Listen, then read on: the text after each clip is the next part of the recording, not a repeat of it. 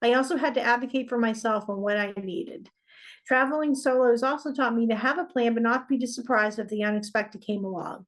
Having a strong support system isn't a bad thing, but it's also important to know how I can do things on my own. Going on this trip gave me the confidence and resilience that I needed within myself. Welcome to Wild Development Studio.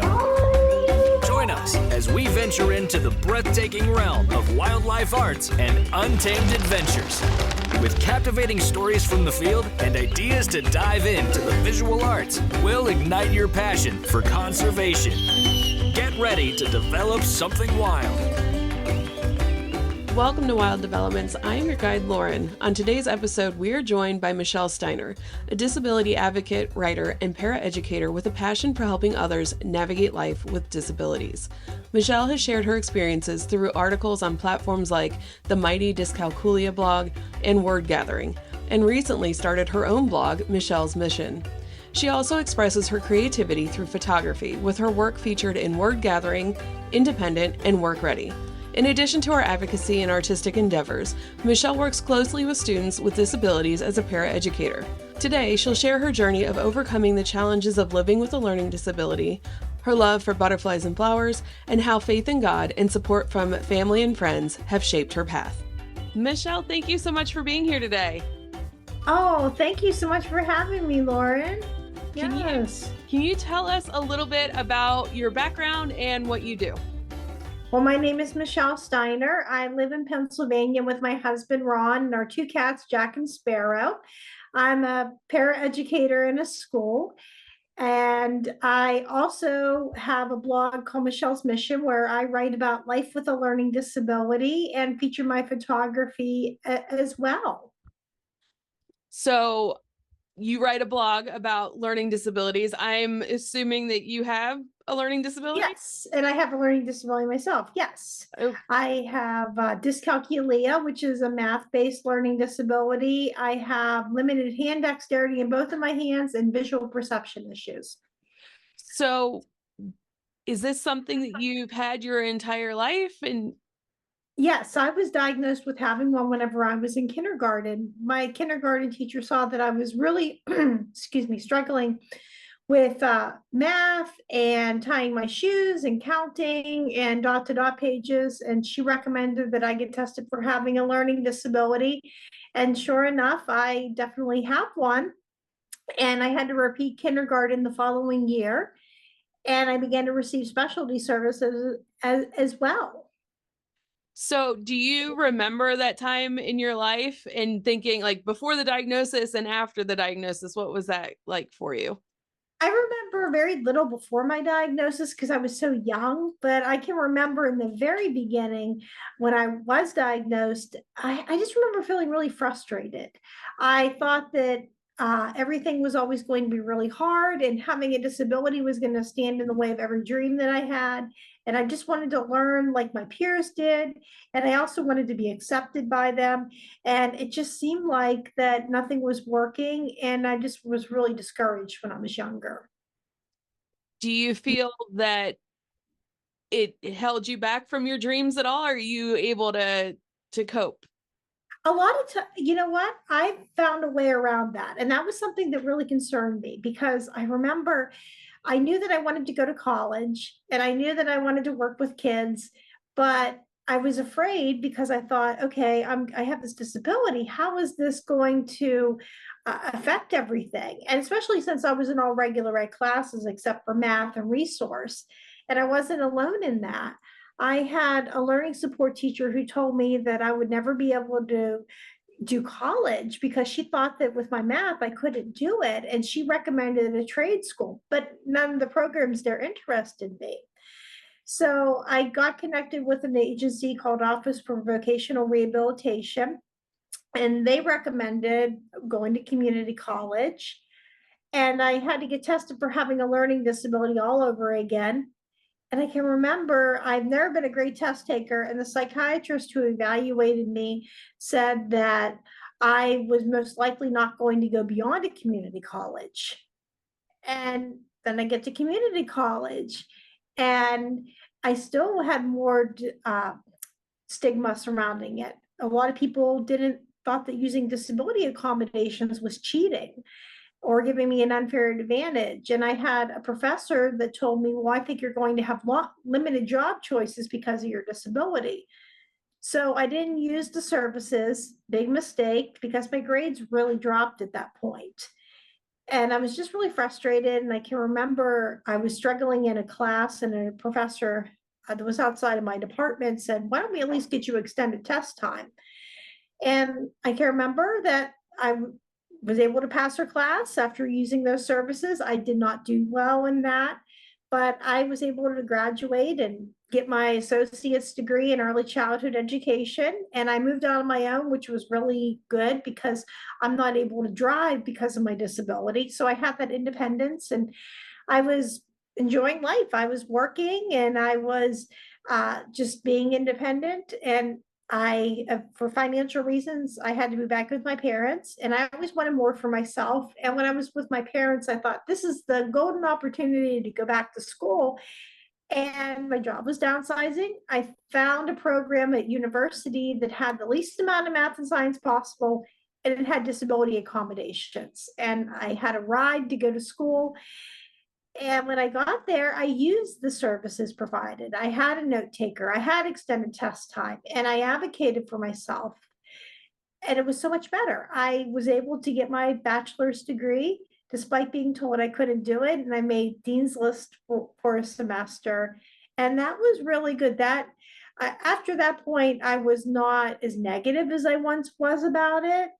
And that has helped me. And it also has helped me with writing about it as well. I can remember I had some issues whenever I was in school socially, and I found an adult writing group, and they told me, you should really write about having a learning disability. And I think I wrote some bad poetry and some other stuff for a number of years. But when I finally got that courage to write about having my struggle with limited hand dexterity and opening up doors, then that is one of the other most healing things that I've ever done. And it helped me encourage me to write other articles and to start my own blog. That's fantastic. I love that when people told you that you couldn't do it, you figured out a way to do it and you excelled in it. It was what it sounds like.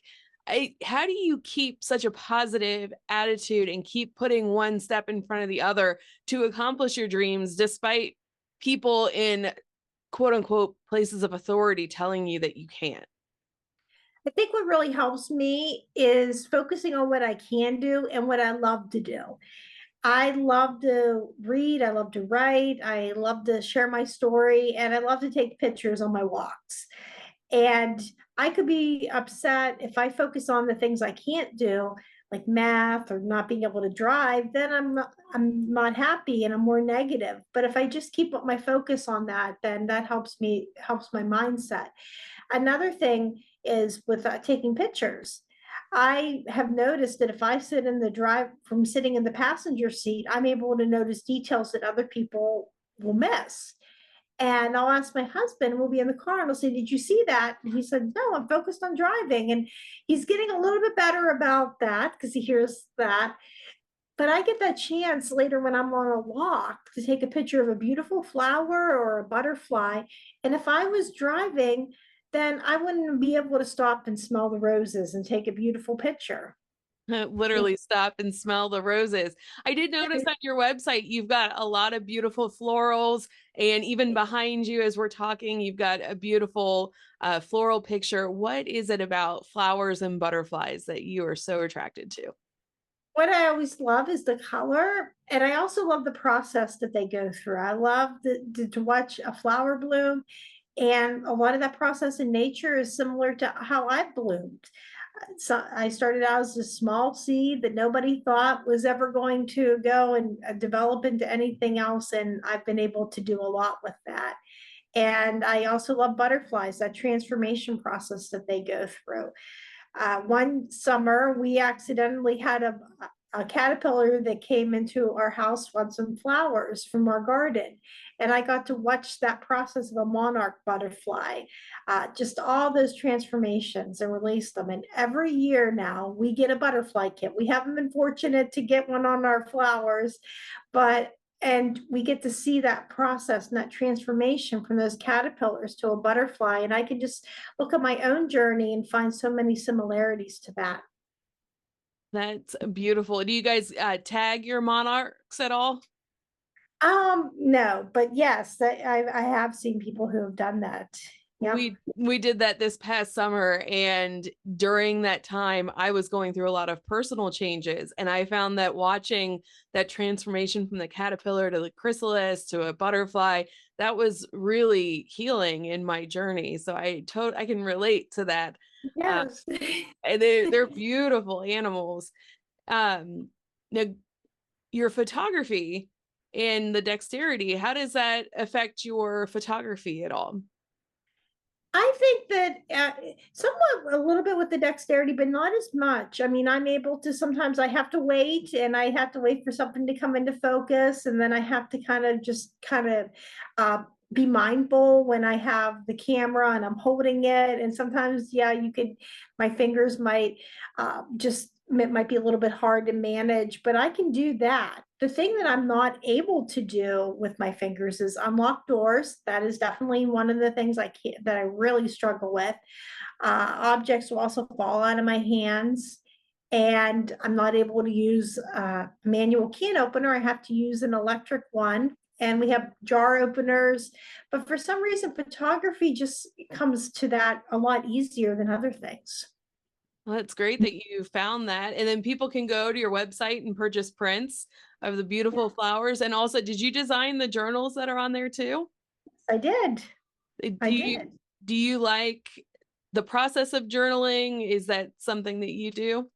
Yes, I love to journal. I find that that gives me my voice. Whenever I get to write, that is my voice. I can remember when I was really young, my dad found a story about a dinosaur that I wrote about. And he said, wow, this is really good. And I was really amazed because I didn't think before that there was anything I was good at. Everything just seemed to be really hard for me. And that just encouraged me to write. And the writing and the reading took me to another world whenever I was being bullied or just life got really hard. And one thing I noticed whenever I was an adult, there was people that I couldn't forgive, but if I would write in my journal or I create a story with that character and I got to say what I wanted to that person, I could forgive that person because I had a voice. And I think sometimes that's really powerful, especially with having a hidden disability, is being able to have a voice because a lot of people look at me and they can't see the disability, but I can write about it and express how I feel. And that's just so freeing to me. That's amazing. I'm a nature journalist. So, John Muir Laws, he teaches nature journaling, and he talks a lot about how getting it onto paper, like it's hard for us to figure things out in our brain, but getting it onto paper helps us to organize and think of our thoughts in a different way. And like you said, gives you your voice. Did you find that through your writing that you've helped other people in their own struggles? I have had people that have told me that's my story. That's something I struggle with. And I thought I was the only person who struggled with it. And when I hear that, that helps me, encourages me to write more. And also, it just is something that just helps that connection with other people that have disabilities. That's beautiful. I forget who said the quote, but telling a story could be somebody else's survival plan. Just Yes. hearing what you have to say. That's so amazing. You know, we talked a little bit before the recording, and I know that you traveled alone. And when you told me just a few minutes ago that turning a lock is a struggle for you, I, well, first of all, how did you travel alone? And my first thought is, as a woman alone, not being able to lock a hotel door room terrifies me. So how were you able to accomplish that? Well, part of it was I was meeting a friend. I was meeting someone that I work with, but I had to travel to Florida for a Down syndrome convention by myself. I had to fly out, and I've always gone on with my husband. We love to travel and go places together, and I'm not an experienced flyer by any means. This was my first time, my second time on an airplane. and my first time alone. And I knew there was going to be some challenges going into it. So one of the first things we did was I had a flight ambassador at the airport to walk me through going through different places because I can get lost very easily, and trying to process information can be really hard. And I also had what is called a sunflower lanyard with the Hidden Sunflower program. And what that is it's a lanyard that shows hidden disabilities. And when you wear it, people who know will know that that person might just need a little extra time, or maybe a little extra patience, maybe some additional assistance. And using those two programs was wonderful. I was able to have someone help me go through the airport because, of course, you're nervous. It's a little, especially with not being used to travel alone. And I also talked to the airline. I was able to get pre-boarding, and that helped out tremendously. There was another woman in our group that was going to the same place that had a child with Down syndrome, and she didn't know about any of the programs. And when our flight was full, and she got on was one of the last groups to get on, and they would not let her and her son sit together. Nobody would give up their seats, and I didn't see that. If I saw that, I would have given up a seat so they could do that. And by the end of that, we talked to her, and she was in pre-boarding for me on the way home. So I thought that it's so important to know that. But I met my friend, and she was able to pick me up, and we had thank goodness they didn't have the keys that you have to lock. I mean, it was just the swipe card, which helps out a little bit. Sometimes they can be a little difficult with that, but I was able to do that.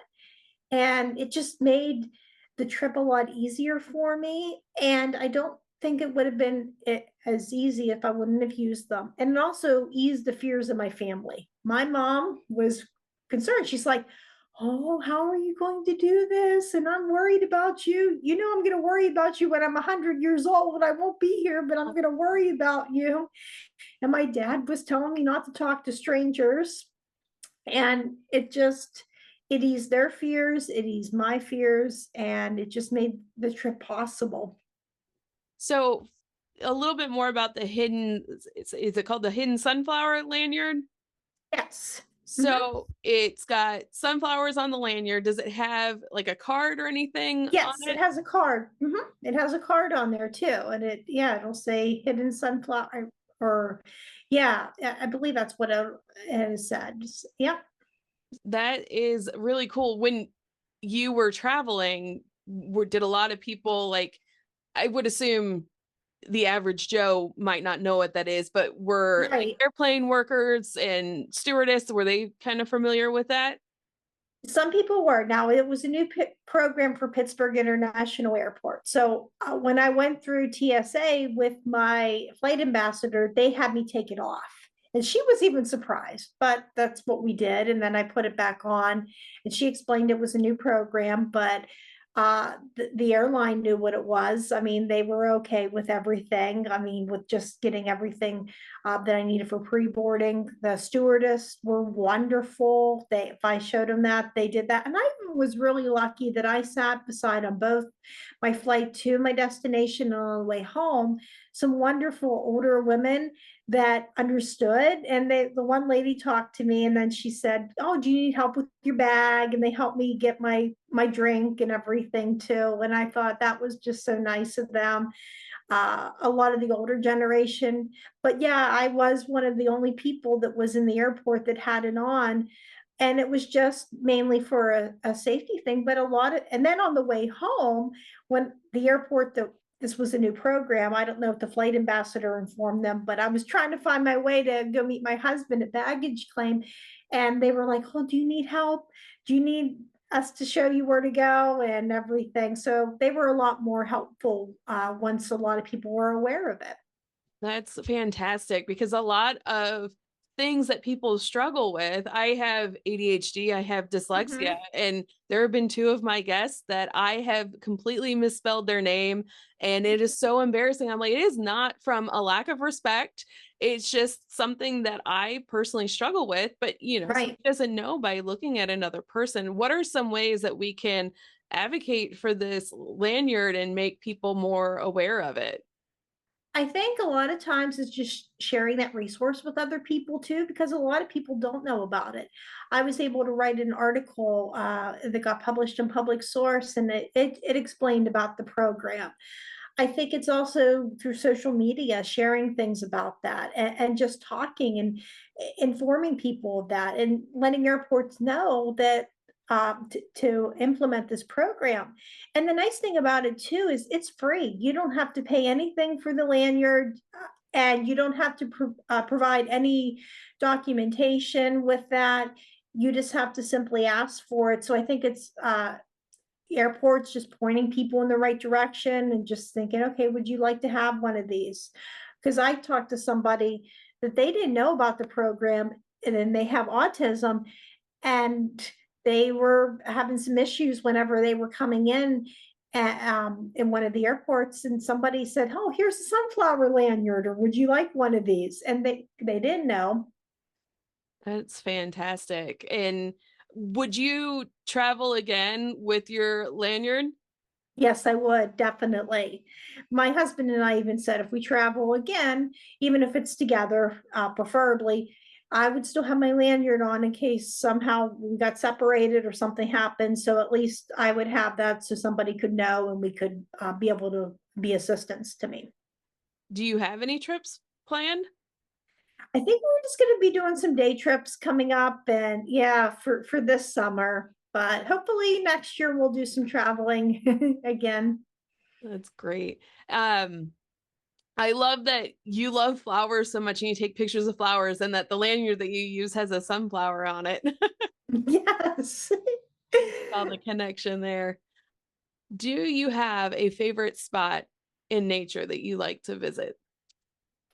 One of our favorite places, we like to go to Phipps Conservancy in Pittsburgh, or and we that's one of our favorite botanical gardens we like to go to. I just love the different displays that they have every year, and just seeing all the different flowers that bloom. But we like to go to a lot of botanical gardens too, and just be able to be in nature. And I think my favorite is whenever the flowers, I mean, the butterflies start to come out. I love going to a nice butterfly garden. And another favorite that we did years ago was we went to Wickham Park in Connecticut. And it was around fall in New England, and we were just seeing all the red maples and just all the different gardens, and it was just so beautiful. Do you have a particular blog article you'd like to share? Sure, I can just, yeah, I can share one. Hold on one sec. In this article, this was just that, it was in August because I did a whole thing on traveling. And I did, travel has always been one of my favorite activities. I love exploring new destinations and have many spots that are my favorite places. I've traveled with family, friends, and my husband, where we made many treasured memories. I've traveled mainly with people who knew me and knew the needs of my disability. Having another person that understood me helps me to process information and navigate places. Recently, I had an unexpected invitation to help with at a Down syndrome conference. My husband was not able to make it, and I traveled solo to meet with the group. I was so excited to go on the trip, but anxious as well.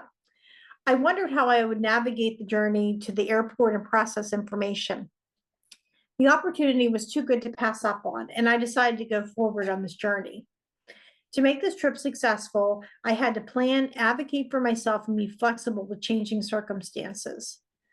The research was the most important element for preparing the trip. I researched the services available for people with disabilities at the airport. I also searched for information on the area we would be visiting, the venue for the conference, and the hotel. I also watched videos with my husband on airports that I'd be visiting and had the chance to see what they look like.